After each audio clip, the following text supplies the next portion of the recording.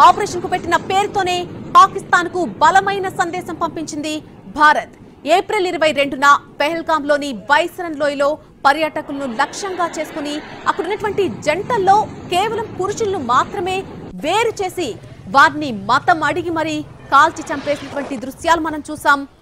అయితే ఆ ఉగ్రమూక టార్గెట్ చేసినటువంటి జంటల్లో అప్పటికి 6 రోజుల క్రితమే పెళ్లైనటువంటి నవవధూవరులు కూడా ఉన్నారు. వారిలో వినయ్ నర్వాల్ ను కాల్చి చంపేశారు ఉగ్రవాదులు. దీంతో ఆయన భార్య అక్కడ ఆయన మృతదేహం వద్ద విలపిస్తున్నటువంటి ఆ చిత్రాన్ని చూసి కంటతడి పెట్టినటువంటి మనిషి లేరు. అయితే అతడి మృతదేహం వద్ద గుండె లవిసేలా రోధిస్తున్న హిమాన్షి చిత్రం మొత్తం దేశాన్ని కుదిపేసిందని చెప్పొచ్చు. ఈ ఉగ్రదాడిలో భర్తలను కోల్పోయినటువంటి మహిళల ప్రతీకారానికి చిహ్నంగా, అలాగే యోధులకు పెట్టేటువంటి వీర తిలకం అనేటువంటి అర్థం వచ్చేలాగా కూడా ఈ ఆపరేషన్ సింధూర్ అనే పేరు పెట్టినట్టుగా తెలుస్తోంది.